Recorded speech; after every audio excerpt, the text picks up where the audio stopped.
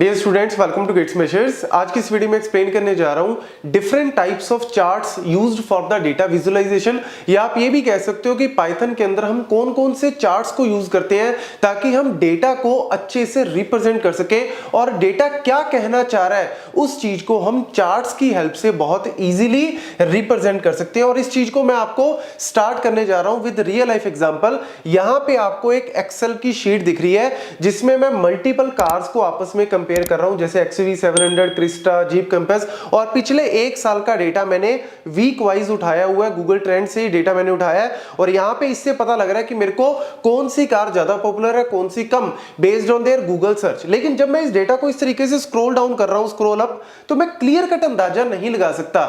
लेकिन अगर मैं इसी चीज को रिप्रेजेंट कर देता हूं with the help of chart, तो आप क्लियर कट देख सकते हो कि ब्लू लाइन जो है वो सबसे ऊपर है और ब्लू लाइन एक्चुअल में किसको रिप्रेजेंट कर रही है? XUV 700 को। तो यानी blue line XUV 700 which is most popular among 3। तो देख लो, एक ही सेकंड में, with in the fraction of second आपको पता लग गया कि कौन ज्यादा पॉपुलर है, कौन लीस्ट पॉपुलर है, कौन मीडियम में है। तो ये चीज जो है वो एक्चुअल में ब्यूटी है किसकी? चार्ट्स की। और इस चीज को आप एक और चीज से भी देख सकते हो, जैसे आपको बार प्लॉट भी दिख रहा है। ये बार प्लॉट की बात करें तो यहां से भी आप क्लियर कट अंदाजा लगा सकते हो, क्लियर कट इन्फ्रेंस ले सकते हो कि ब्लू वाली सबसे ज्यादा है और ब्लू वाली मेरी किसको रिप्रेजेंट कर रही है? XUV 700 को। तो यानी ये सबसे ज्यादा पॉपुलर है। तो ये एक सिंपल से एग्जांपल से आपको पता लग रहा कि डेटा विजुअलाइजेशन कितनी इंपॉर्टेंट है, चार्ट्स जो है वो कितने इंपॉर्टेंट है। तो यहां पे अब हम स्टार्ट करते हैं डिफरेंट टाइप्स ऑफ चार्ट्स। तो हमारा टॉपिक है what are the various types of charts in the Python, और हम किस जगह पे किसको यूज करते हैं। ये और भी ज्यादा इंपॉर्टेंट है क्योंकि चार्ट तो आप एक लाइन में ही बना दोगे। लाइन चार्ट लिखोगे, लाइन लिखोगे तो लाइन चार्ट बन जाएगा, बार लिखोगे तो बार बन जाएगा, हिस्ट्री लिखोगे तो history.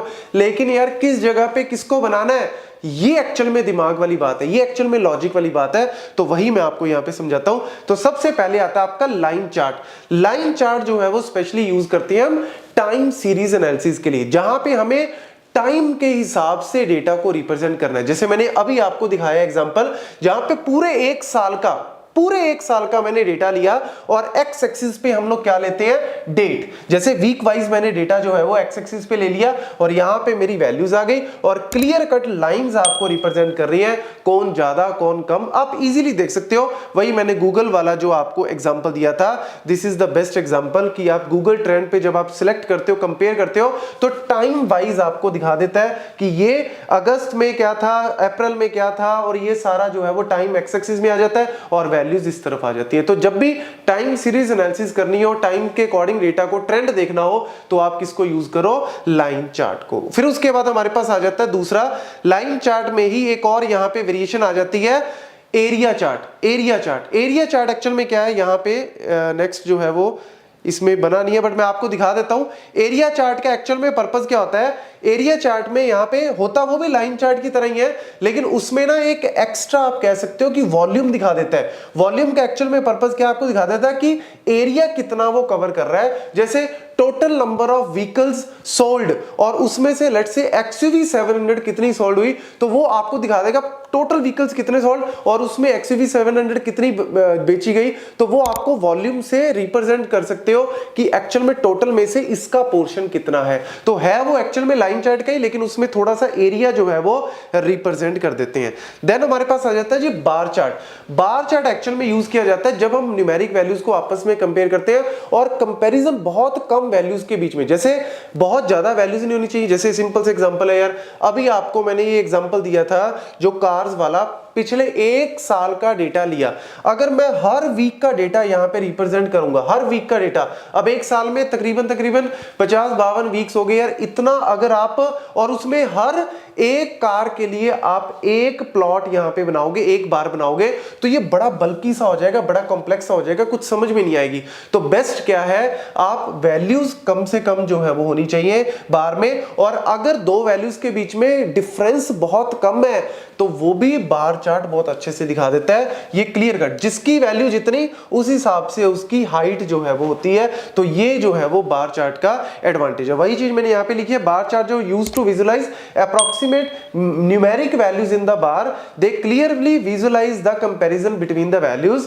Bar chart visualize the comparison with smaller differences. अब देखो यहां पे आपको इसी में गूगल ट्रेंड में देख लो, आपको पूरे एक साल का डेटा लाइन में दिखा दिया, लेकिन पूरे एक साल का डेटा बार में नहीं दिखा सकते, तो उसके लिए क्या किया, एवरेज निकाल ली। एवरेज निकाल के एक बार किसका बना दिया, एक्सयूवी का, एक बार किसका बना दिया, इनोवा का, और एक बार किसका बना दिया, जीप कंपास का। तो देख लो ये पूरा डेटा आपका पूरा एक साल का ट्रेंड दिखा रहा है, एक साल में कितना ऊपर गया कितना नीचे, और ये ऑन एन एवरेज एक बार में दिखा दिया, आपको एक बार में पता लग गया कि कौन टॉप पे जा रहा है कौन। तो ये एक्चुअल में चार्ट्स की एडवांटेज है, और किस जगह पे किसको यूज करना है अब आपको क्लियर कट पता लग रहा है। इसी में एक आ जाता है हॉरिजॉन्टल। हॉरिजॉन्टल में एक्चुअल में है, ये भी वर्टिकल हॉरिजॉन्टल सेम ही कॉन्सेप्ट है, लेकिन हॉरिजॉन्टल में ना हमें यहाँ पे लेबल्स को लिखने के लिए स्पेस मिल जाता है। कई बार ना लेबल्स बहुत बड़े बड़े होते हैं, जैसे यही वाला मेरे एग्जाम्पल में इसने यहाँ पे देखो, ये नीचे आपको ये वाला जो दिख रहा है, ये वाला आप सबको दिख रहा है, ये एक्चुअल में हॉरिजॉन्टल बार चार्ट है। अब ये जो हॉरिजॉन्टल बार चार्ट क्यों यूज किया, क्योंकि इसने रीजन लिखने थे, रीजन एरिया लिखना था, जैसे अंडमान एंड निकोबार, लक्षद्वीप, उत्तर प्रदेश। अब यार इतने बड़े बड़े नाम अगर आप एक्स एक्सिस में नीचे लिखोगे ना वो ओवरलैप कर जाएंगे, तो बेस्ट क्या है, बड़े बड़े नाम लिखने हैं आप हॉरिजॉन्टल वाला बना लो, और इसमें आपको एक्स्ट्रा स्पेस मिल जाता है लेबल्स को लिखने के लिए। बस यही एक्चुअल में एडवांटेज है हॉरिजॉन्टल वाले की, बाकी कॉन्सेप्ट सेम ही है। फिर आ जाता है जी पाई चार्ट। ये तो आपने बहुत पहले बचपन में भी देखे होंगे, हम लोग जो है वो 8th 9th में 9th 10th में करते भी थे। और इसमें एक्चुअल में होता क्या था, अगर दो चीजों में या मल्टीपल वैल्यूज में वेरिएशन बहुत ज्यादा है, मतलब डिफरेंस बहुत ज्यादा है, जैसे हम लोग यूज करते थे ना जब हम 7th 8th में जो गैसेस थी कि यार मेरे पूरे एटमॉस्फेयर में गैसेस का जो है वो प्रोपोर्शन कितना है, मतलब नाइट्रोजन कितने परसेंट है, ऑक्सीजन कितने परसेंट है, CO2 कितने परसेंट है, उसके लिए सबसे बेस्ट आपको याद होगा कि यही वाला पाई चार्ट यूज किया जाता था, ताकि उसमें क्लियर कट पता लग जाता है। जैसे नाइट्रोजन का एरिया सबसे ज्यादा है तो आपको क्लियर कट पता लग जाता है कि इसका एरिया सबसे ज्यादा है। अगर दो चीजों का वैल्यू बराबर से है ना तो ये बिना लेबल के आपको पता नहीं लगेगा। जैसे आपको यहाँ पे इन दोनों पे पता नहीं लगेगा एग्जैक्टली कि किसका ज्यादा एरिया किसका कम, लेबल से आपको पता लग जाता है। तो प्रोपोर्शन करना जरूरी है, 360 डिग्री में इस तरीके से रिप्रेजेंट कर रहा है। और इसका बेस्ट एग्जांपल एक और भी आपको देता हूं, जैसे आईपीएल अभी चल रहे हैं, आईपीएल में आपने देखा होगा कि कोई पर्टिकुलर बैट्समैन है वो स्कोर कर रहा है, तो पूरे ग्राउंड में हर पर्टिकुलर एरिया में उसका स्कोर कितना है, मतलब लेट्स सपोज वो लेफ्ट साइड में कितने मार रहा है रन, राइट साइड में कितने मार रहा है, तो वो सारी चीज जो है वो इस तरीके से रिप्रेजेंट करनी बड़ी बेस्ट हो जाती है। तो हाई वेरिएशंस को अगर रिप्रेजेंट करना है पाई चार्ट। फिर आ जाता है जी आपका scatter plot. Scatter plot basically दो वैल्यूज अगर मेरे पास हैं उनका आपस में कोरिलेशन दिखाना है, मतलब एक का दूसरे पे क्या इफेक्ट है, दूसरे का पहले पे क्या इफेक्ट है, उसके लिए स्कैटर प्लॉट सबसे बढ़िया। जैसे एक तरफ हाइट ले लो, एक तरफ वेट, अब हाइट का वेट का इसका अगर आपने कोरिलेशन देखना है तो ये सबसे बढ़िया है। जैसे यहाँ पे मैंने एग्जांपल लिया लाइफ एक्सपेक्टेंसी और यहाँ पे मैंने लिया है पॉपुलेशन का, मतलब मेरा लाइफ एक्सपेक्टेंसी जो है वो कितना है और यहाँ पे मेरी पॉपुलेशन। तो ऑब्वियसली अगर मैं लेट्स सपोज राइट साइड में जा रहा हूं और राइट साइड में अगर मैं ऊपर की तरफ जा रहा हूं तो यानी आप कह सकते हो लाइफ एक्सपेक्टेंसी भी ज्यादा है, पॉपुलेशन भी ज्यादा। अगर मैं नीचे की तरफ आ रहा हूं तो आप कह सकते हो पॉपुलेशन ज्यादा है लेकिन आपकी लाइफ एक्सपेक्टेंसी कम है। तो यानी दो वैल्यूज के बीच में अगर आपने रिप्रेजेंट करना है उनका रिलेशन तो स्कैटर प्लॉट सबसे बढ़िया। फिर आ जाता है जी आपका हिस्टोग्राम।